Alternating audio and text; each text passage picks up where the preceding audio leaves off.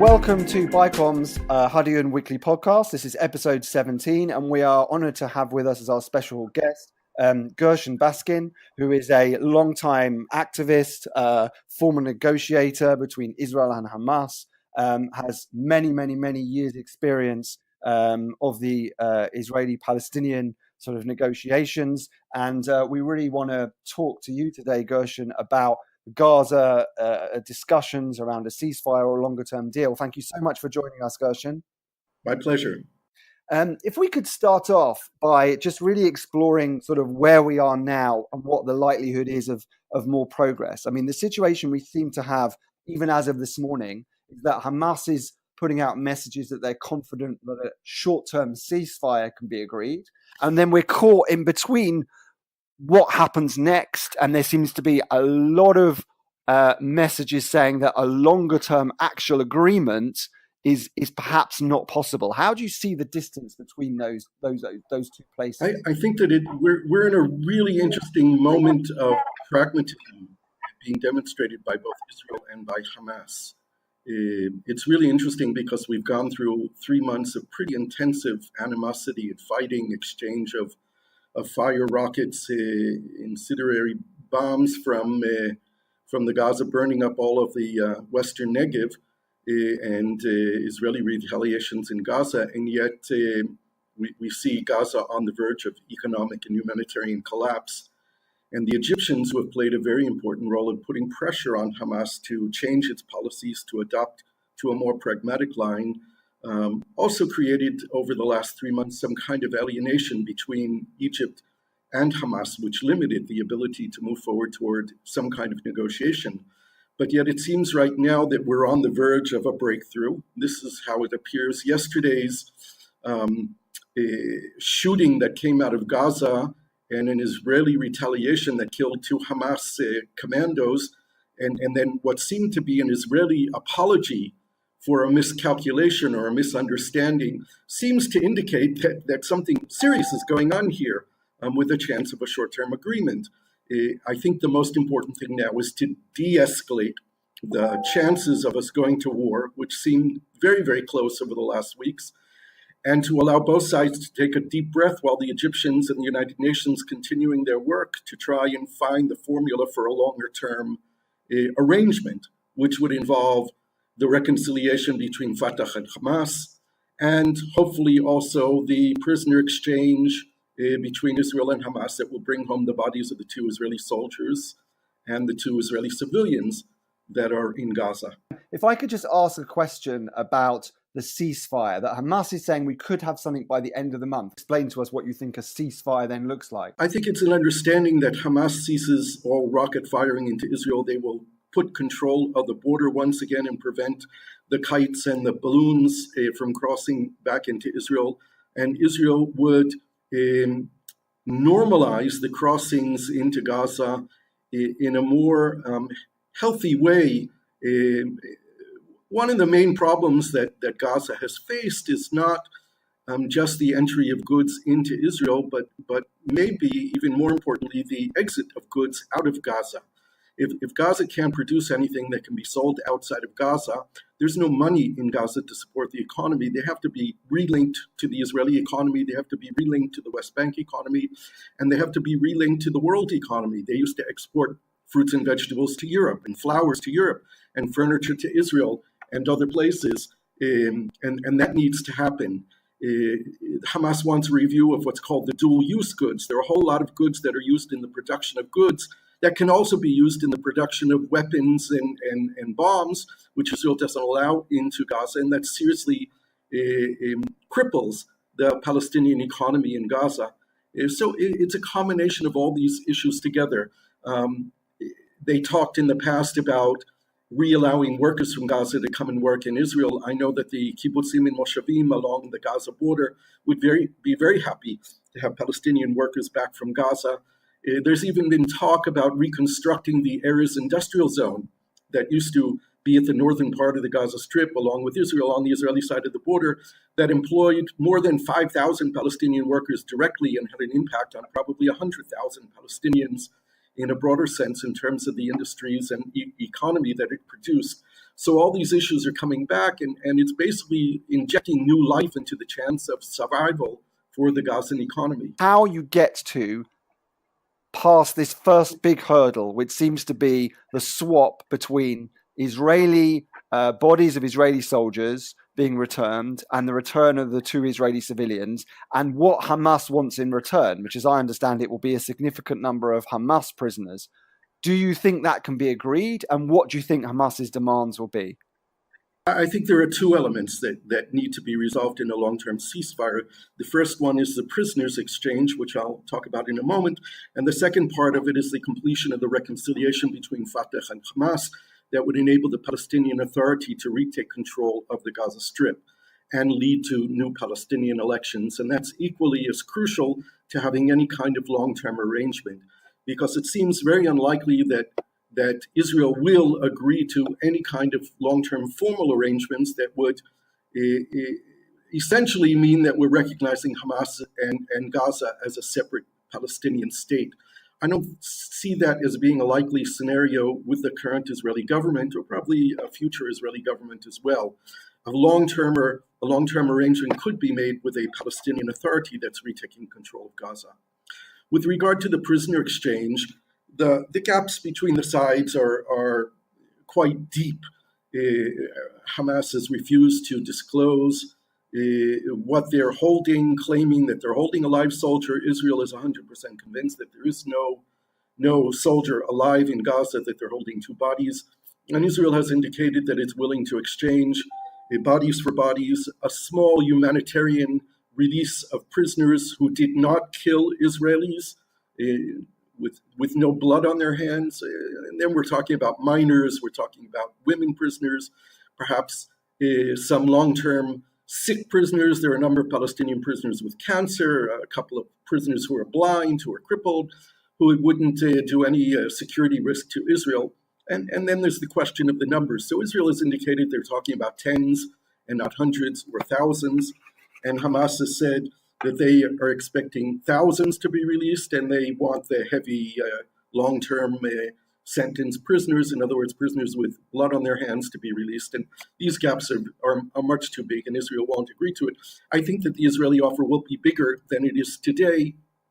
It will also include the 40 to 45 ex-Shalit prisoners, those prisoners who were released in the Shalit deal, who were rearrested in June of 2014, who did not go back to terrorism. And out of the 45 that are still being held, probably that relates to about 40 of them.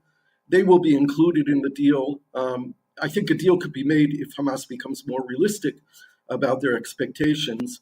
They have to understand that Israel knows with 100% clarity that they are not holding a live soldier, and the holding of the 2 civilians who are mentally ill is not something that Israel is going to release prisoners who could be dangerous once they're released to Hamas. And those, so you're looking at probably less than 100 Hamas prisoners, you think, that would be released? First of all, I wouldn't call them Hamas prisoners. Hamas will likely demand that prisoners who are not only from Hamas be released, because Hamas sees itself as a national movement and they want to represent all Palestinians. So they will probably demand that prisoners who come from Fatah or from the Popular Front or other groups be released in the deal as well. Their main concern is Hamas, of course. But the number could be significantly increased if we're looking at people who have light offenses, of minors who threw stones, of women prisoners.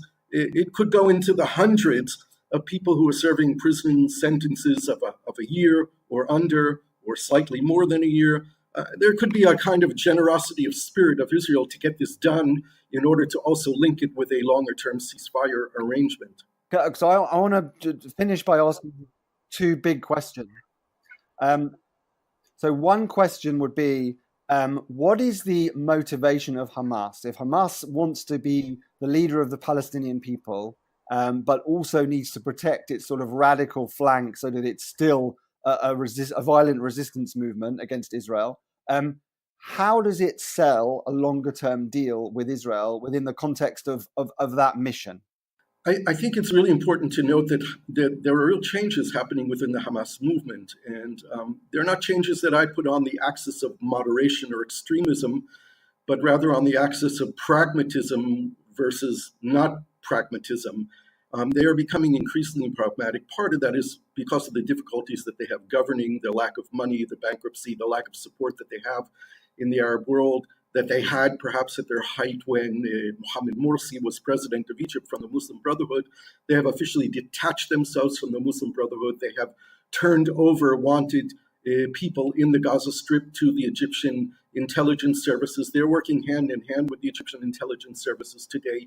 They have declared officially that they are willing to accept a Palestinian state in the territories that Israel occupied in 1967. They have not said they're willing to recognize Israel or make peace with Israel, but they have said that they would accept a Palestinian state. They still demand the right of return.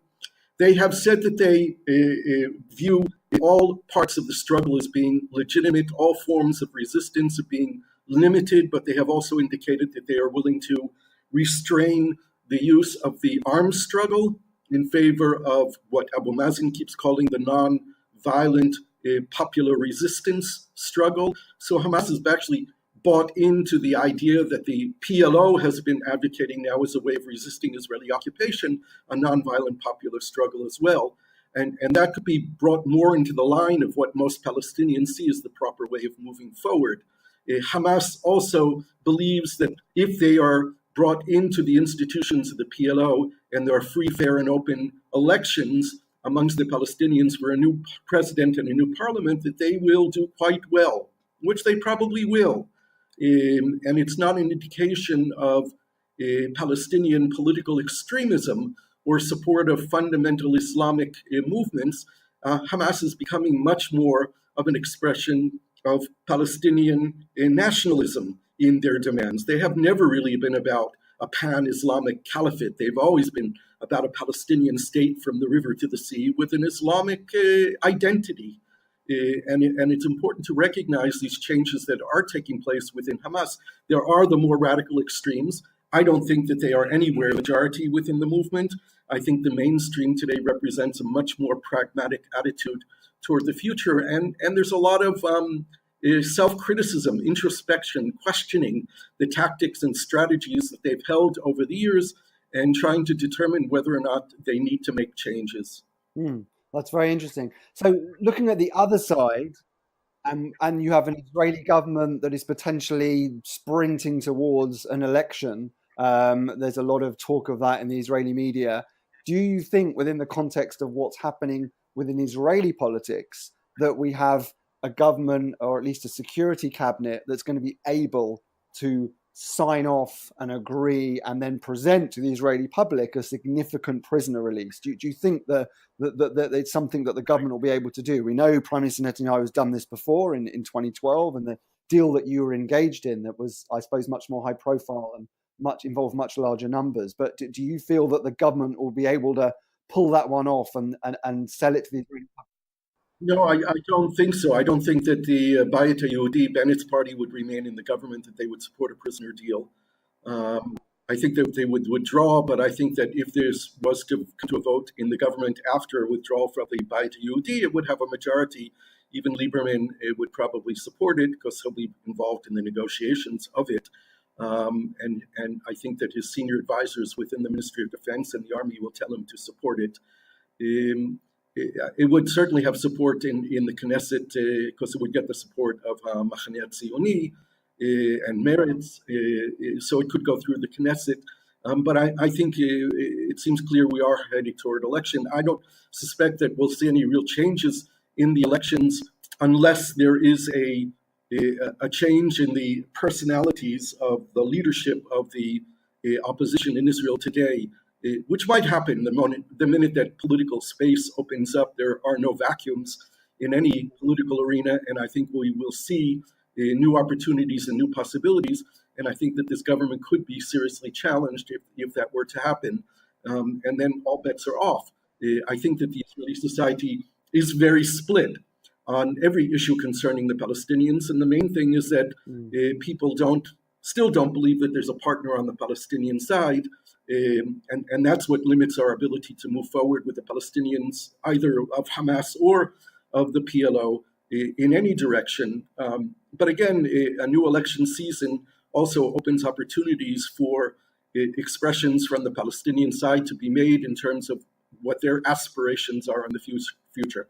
My major fear, and this is on the side of everything, or this is on the top of everything, is that we may very well be losing the possibility of ever reaching a two-state solution, which I think is totally disastrous for Israel, for Zionism, for the Jewish people. It's becoming more and more difficult for us to define ourselves as the democratic nation state of the Jewish people. And this, I think, is existential for us as a nation. And this is what these elections really need to be about. Yeah. Just a final question about the mechanics of these kind of negotiations. I mean, you've kind of seen this firsthand. We're hearing in the media about the involvement of Egypt, potentially the involvement of Qatar, but these talks are indirect, so they are mediated, involve shuttling between Israeli officials and Hamas officials without Israel and Hamas ever speaking directly. Could you give us a bit of an insight into how that works, and also how effective you think that the Egyptian mediators can and are?